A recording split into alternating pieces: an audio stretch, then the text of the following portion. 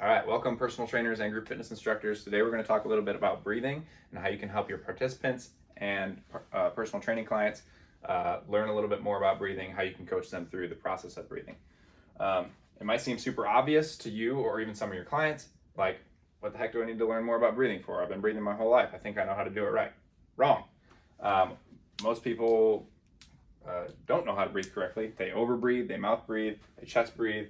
And we're here to address some of those things today. So what is the purpose of breathing? The purpose of breathing overall is to get oxygen in and to get carbon dioxide out. So oxygen is what our body requires in order to produce energy. So we need to get oxygen from our red blood cells to our muscles in order to do work in the gym or in life or anywhere. We also need to get carbon dioxide out of our bloodstream because it will cause some undesirable physiological changes. That is not to say that we should always try and get more oxygen in and always try and get more carbon dioxide out. And we can touch on that a little bit later. Second purpose of breathing is to filter and condition the air to get it ready before it reaches our airway and lungs. So this is another reason why we should be talking about nose breathing rather than mouth breathing. Our nose is designed to cool and filter the air, or to warm and filter the air, depending on the season, to get a little bit moister and ready to be the same sort of condition as the air that's already inside of our body. So you might feel, when it gets a little bit colder out or a little bit drier out, everything gets kind of dry in and around here. We can mitigate those effects by breathing through our nose a little bit more. Another effect that breathing has is it basically manipulates all of our nervous system responses. So if your heart rate is getting a little bit jacked up and you're starting to sweat, starting to panic a little bit, some of those things are all associated with a little bit more of a mouth breathing, chest breathing sort of response, whereas nose breathing nice and deep, can be associated with calming yourself down a little bit and being a little bit more cool, calm, and collected, slowing down the heart rate and whatnot.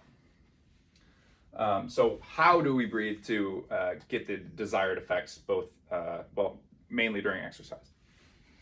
During exercise, we should be thinking about breathing in and around this area, so diaphragmatic breathing. Our diaphragm is a muscle that runs along here, and as it pulls down, it sucks air in. As it pushes up, it pushes air out, right? So it's up to start, and right here's a nice little diagram of that. So the diaphragm is here.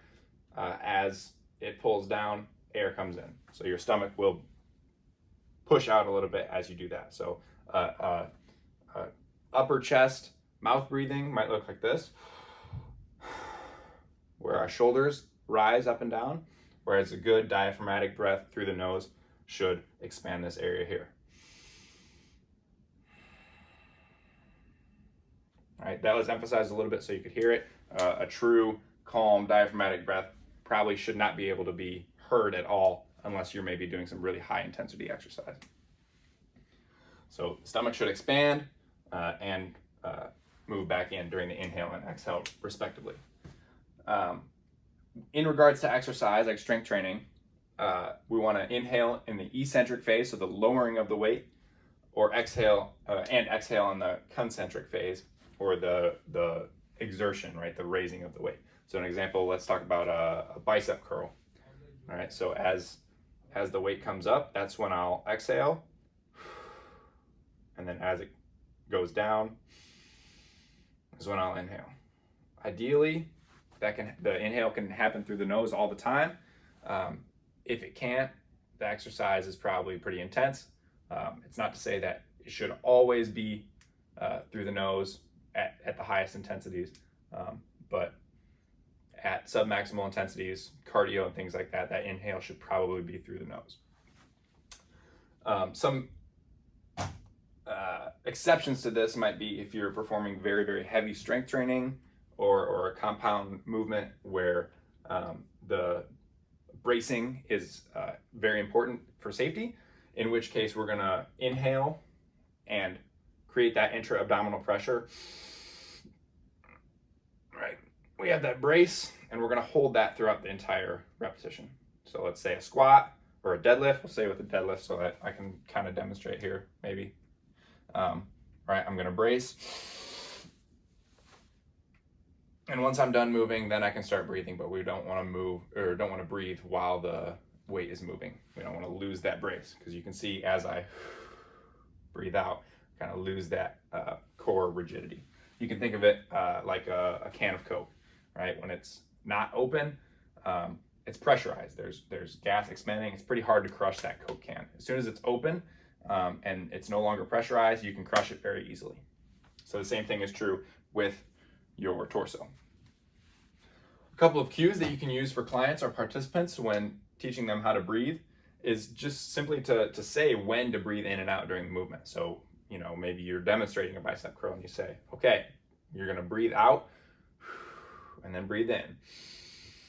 Right? Something like that can be very easy for them to understand. To demonstrate that brace, you might tell them to think about getting punched. What would they do if they were getting punched? All right, or, you know, what do they do when they sneeze? Or, you know, if your client or participant knows anything about wearing an exercise belt or a supportive belt when lifting, right, trying to think about blowing that belt off. Another one up here is like you're on the toilet taking a poop. And then always a good cue is to squeeze, right? We want to get people to think about breathing deep as hard as they can, and not just breathing forward this way, but also breathing all the way around. So you can tell people to breathe into their back. And that might get a little bit more of the response we're looking for. Just a little bit to add to this up here, now that we've covered most of the main points. So the reason we don't want to always get more carbon dioxide out and always get more oxygen in, our blood is always as saturated with oxygen as it will get. So we really don't need to continue breathing more during exercise or getting more air in. We're gonna be just fine. We have all the oxygen we need. Obviously, it may not feel like that when you're exercising. It might feel like you need to get more air in, but really what that urge is more carbon dioxide buildup in your blood. So when you need to breathe, it's not your body telling you need more oxygen. It's actually your body telling you that you need to get rid of carbon dioxide. So you might need to breathe out a little bit more. The caution here is we actually need carbon dioxide in our blood to be able to get oxygen out of the red blood cells and into the working muscles. So if there's not enough carbon dioxide to be able to get it into the muscles, you might feel even more unprepared, or you might feel even more unable to perform the exercise that we're looking for.